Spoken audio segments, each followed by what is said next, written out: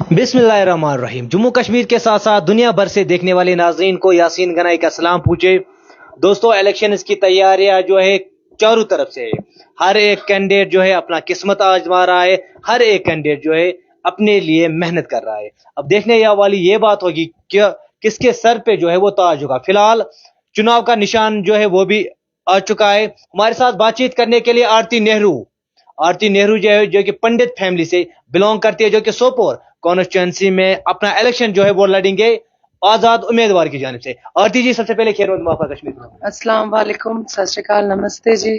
Ma'am, मेरा पहला सवाल, हालांकि सवाल डिफिकल्ट है, इस सवाल से आपके पसीने भी छूट सकते हैं, मगर ये अवाम का सवाल है। लोग कहीं ना कहीं आप पे इल्जाम लगा रहे हैं कि आरती नेहरू जो है ये आजाद उम्मीदवार नहीं बल्कि बीजेपी की कैंडिडेट जो है वो सोपोर में।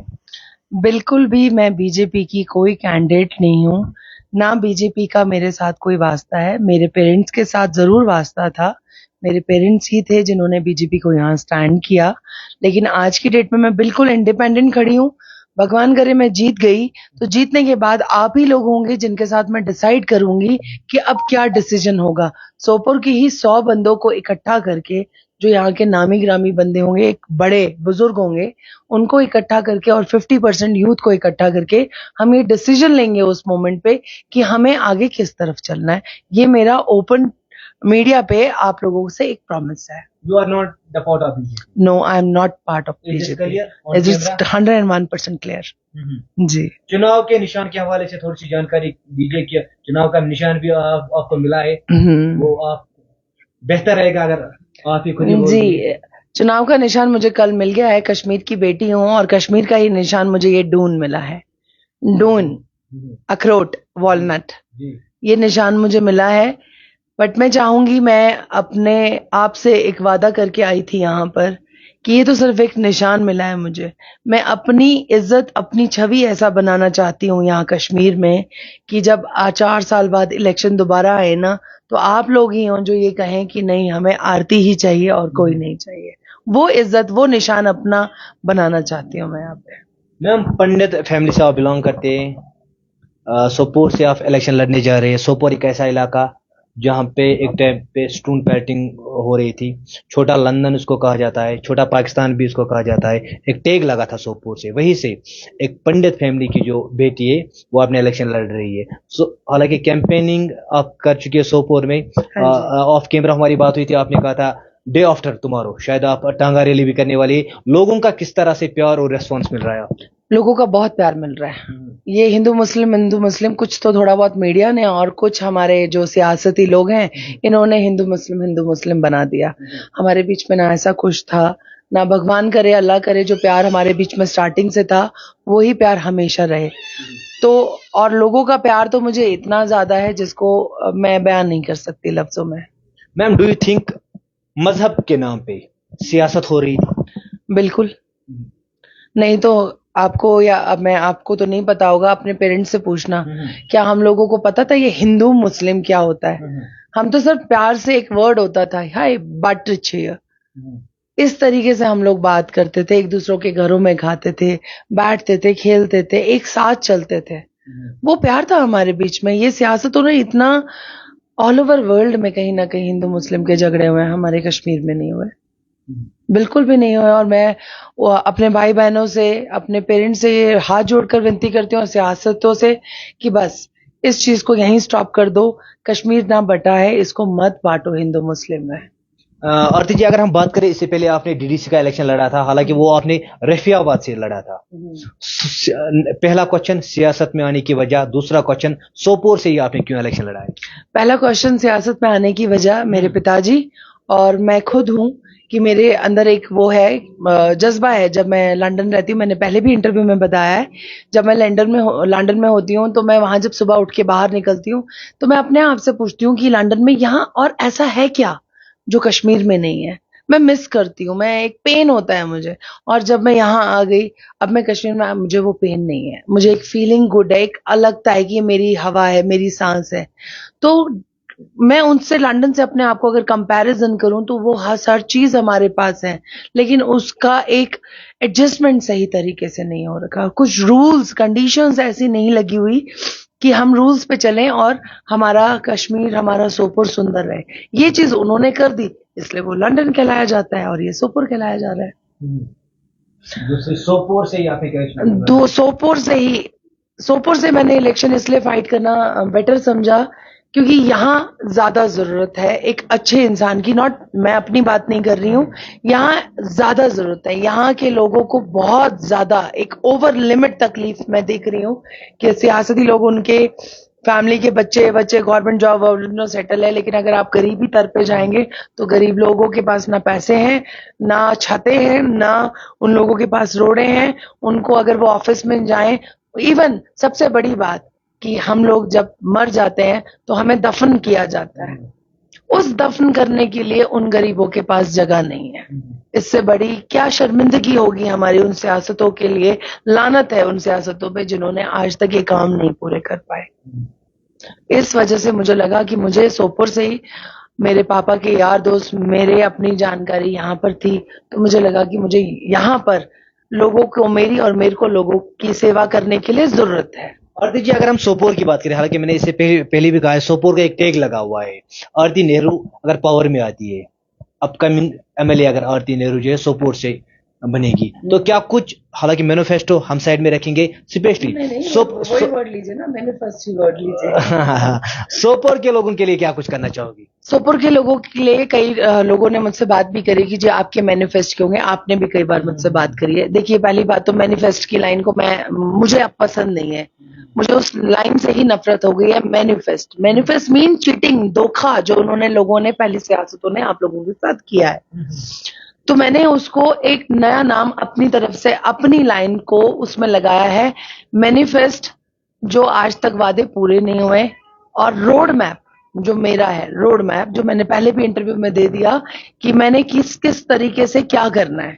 सत्ता में आती हूँ, जिस दिन 4 तारीख को इलेक्शन का रिजल्ट आता है, विन करती हूँ, 8 तारीख को ओथ लिया जाएगा। ओथ लेने के इमीडिएट 24 घंटे के अंदर, सर इस वर्ड को ध्यान रखिए, लोग मुझसे पूछते, विद इन 24 आवर्स मैं हर गांव से, 129 गांव है, मैंने शायद को भी ये बात उस दिन क्लियर करी थी, 129 गांव है, हर गांव से 8 बच्चों है, आप लोग रेडी हो जाइए, हर गांव से मैं 8 बच्चों को लूंगी, जिसमें 4 लड़के 4 लड़कियां होंगी।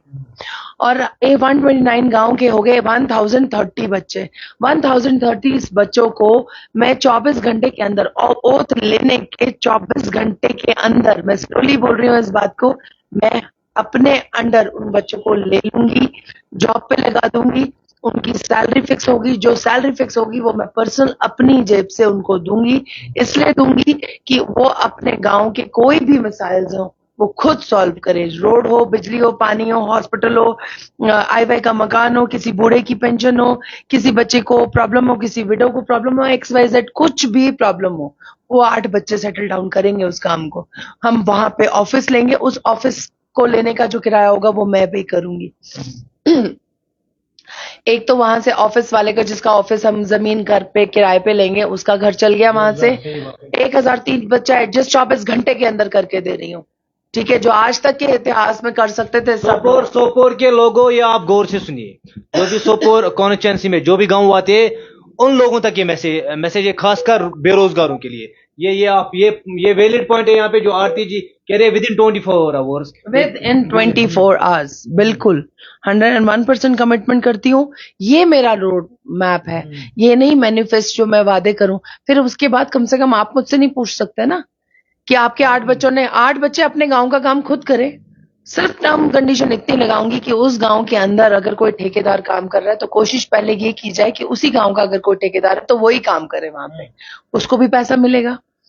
उसमें जो लड़के वहां लगेंगे वो उसी गांव के 4-5 लड़के जो लेबर क्लास है, जो उनको लगाना है उस ठेकेदार को, वो उसी गांव के होने चाहिए। ये टर्म्स कंडीशन में लागू करूंगी कि हर एक गांव फले फूले, हर गांव में काम जनरेट होता चला जाए, और हर महीने में मैं एक राउंड अप करूंगी उस गांव में, चेक करूंगी कि उन 8 बच्चों ने काम किया या नहीं किया। और उस ऑफिस में CCTV कैमरास होंगे जो डायरेक्टली मेरे फोन के साथ टच होंगे कि बच्चे वहां पर काम कर रहे हैं कि नहीं। जब तक हम थोड़ा स्टिक भी नहीं करेंगे ना, तब तक काम होना पॉसिबल नहीं है। काम होते हैं सारे, अब उन्हीं बच्चों पे हम जिम्मेदारियां डाल रहे हैं, तो वो बच्चे निकले, करें काम। 1 महीने में जाकर चेक करूंगी काम हुआ है नहीं हुआ, बताओ, आंसर करो, नहीं किया काम, चेंज करो बच्चे। मेरा काम क्या रहेगा, जो मैं बाहर से प्रोजेक्ट्स, फंड्स, छोटे छोटे फंड्स, वो मैंने डिटेल में ऑलरेडी एक इंटरव्यू में पहले भी बताया हुआ है, और मैं अपने रोड मैप में उस सारी लाइंस को निकाल के रेडी करके जो पब्लिश हो रहा है, हमारे पेपर्स होंगे, वो मैं बांटूंगी, और वो लोग पढ़े, समझे मैं क्या कह रही हूँ, और ये लोगों तक आवाज, बस मैं आपसे भी और मीडिया वालों से भी और बच्चों से भी बहुत बात करूंगी कि आप लोग इन चीजों को ना शेयर कीजिए। मैं हर जगह नहीं पहुंच पा रही हूँ क्योंकि टाइम बहुत कम है, इसलिए मैंने लास्ट टाइम आपको नंबर भी रिवील किया था। टचवुड, आप लोगों का बहुत शुक्रिया कि मेरे पास काफी बच्चों की कॉल्स आए और वो लोग मुझसे बात कर रहे हैं और अपने फ्यूचर को देख रहे हैं। जितनी मेरी किस्मत बनेगी ना एमएलए बनने से, मेरे बच्चों, मेरे माँ, मेरे भाइयों, मेरे बहनों, उससे कहीं ज्यादा किस्मत आपका एक सही कैंडिडेट के आने से बदल जाएगी। वरना हम लोग पीछे जा रहे हैं। मैं अगर आगे बढ़ी हूं तो मेरा हाथ आप लोगों को पकड़ना है, तभी हम मिलकर आगे निकल पाएंगे। सही बात है। सोपोर के लोगों से मेरी मैसेज रहेगी, आप उस लीडर को जिताइए, आप उस लीडर को वोट डाले जो आपको लग रहा है कि वो आपकी बेहतरी के लिए काम करेगा, वो आपकी बेरोजगारी को लेके बात करेगा। क्योंकि आरती जी, बेरोजगारी बहुत ज्यादा है, जो सोसाइटी है ना, नौजवान बहुत ज्यादा जो है ड्रग्स में इन्वॉल्व हो रही है सिर्फ एक जॉब से। तुम लोग कॉज को नहीं समझते हो कि प्रॉब्लम कहाँ थी। ऑब्वियसली बेरोजगारी से बच्चा डिप्रेशन में आया, ड्रग्स लेने गया, बेरोजगारी से घर में लड़ाई हुई, बेरोजगारी से नशे में गया तो माँ बाप को मारा, बेरोजगारी से बच्चों को निकाल दिया। इस तरीके से ये सारा एक मेन जड़ है, उस पे ही अगर फोकस किया जाए। जब मैं 24 घंटे के अंदर अपनी पावर दिखाकर एक इंडिपेंडेंट, अभी तो मैं सिर्फ सत्ता में नहीं आई हूँ, अगर मैं उस मोमेंट पे भी आपको ये ओपनली बयान दे रही हूँ कि 1030 बच्चे को मैं अपने अंडर ले रही हूँ, तो 1030 बच्चे की सैलरी कितनी होगी। ये काम तो वो लोग भी कर सकते थे, लेकिन जज्बा नहीं था, दिल नहीं था, गुर्दे नहीं थे, गुर्दों में पेट्रोल कम हो गया था। सिर्फ उनको पेट्रोल चाहिए था अपनी गाड़ियों में डलवाने के लिए, बड़ी बड़ी गाड़ियां खरीद के रख ली, चला रहे हैं। और आज आप लोगों का हाल देखिए कि क्या हाल चल रहा है, युवा का हाल देखिए, और ये आप लोगों को खुद समझना पड़ेगा। कैंपेनिंग के हवाले से थोड़ी सी जानकारी दीजिए। हालांकि अभी आपने कहा है कि टाइम बहुत कम है, जितने भी गांव में, हर एक गांव में आप पहुंचना इम्पॉसिबल है। कैंपेनिंग के हवाले से थोड़े से जानकारी दीजिए, ताकि जो लोग आपको देख रहे हैं, जो चाहने वाले आपके, वो आपकी कैंपेनिंग में जुड़े, आपके साथ जुड़े। मैं किसी से ये नहीं कहती हूँ कि आप लोग मेरे साथ एक भीड़ का हिस्सा बनिए और चलिए। मुझे सिर्फ आप लोगों को, मैं दोबारा आज अपना नंबर दूंगी, मेरे साथ मुझे सिर्फ 5 लोगों से मिलवाइए। 5 के 50 कहाँ हो जाते हैं ये आप भी नहीं समझ सकते। ये रिक्वेस्ट इसलिए कर रही हूँ क्योंकि आप अपने बारे में भी सोचें और आपके साथ 50 जनों के बारे में भी सोचें, और ये बहुत जरूरी है। क्योंकि और डिसाइड खुद करना है कि अगर मैं तुम्हें मेरी बातों में कहीं सच्चाई लगी तो इन वीडियोस को शेयर करो, और कहीं हो सके तो कोशिश करो कि मुझसे कनेक्ट करो। और सिर्फ 4 लोगों के लिए, मुझे ना किसी के घर में चाय पीनी है, ना नमकीन खानी है, सिर्फ अपने घर में मुझे 4-5 लोगों से मिलवाओ कि वो भी अवेयर हो पाए। एक फेस टू फेस मिलने से एक अलग बात होती है, वीडियो देखने से एक अलग बात होती है। अच्छे लीडर का आना बहुत ही जरूरी है। हालांकि अगर हम एक अच्छे लीडर को ना चुने, अगर हम वोट ना डालें, तो कहीं ना कहीं हम एक अच्छे लीडर को जितवाने में बहुत ही बड़ी गलती है। अगर हम अपना वोट जो है वो जाया वोट नहीं करना है, खाली अच्छे लीडर को चुनना है, उस लीडर को वोट डालना है जो आपकी बेहतरी को लेके काम करेगा, जो आपकी बेरोजगारी को लेके बात करेगा, जो सोपोर के अवाम को लेके बात करे, सोपोर की माओं को लेके बात करे, सोपोर की उन बहनों को लेके बात करेगा जिन बहनों में, हालांकि अगर हम पिछले साल की बात करें, बहुत सारी ऐसी बहनें थी जिन्होंने सुसाइड किया है यहाँ से, उन बहनों के लेके बात करेगा। आरती जी, अपोजिशन की अगर हम बात करें, बहुत ज्यादा स्ट्रांग है, ऐसा लोगों का कहना है। एनसी एक पुरानी पार्टी है, उसका कैंडिडेट है यहाँ पे। पीडीपी एक पुरानी पार्टी है, उसका कैंडिडेट है यहाँ पे। देखकर भीड़ इकट्ठा करना कोई भी कर सकता है, कोई भी कर सकता है। अब ये तो आवाम बताएगी कि जीतता कौन है।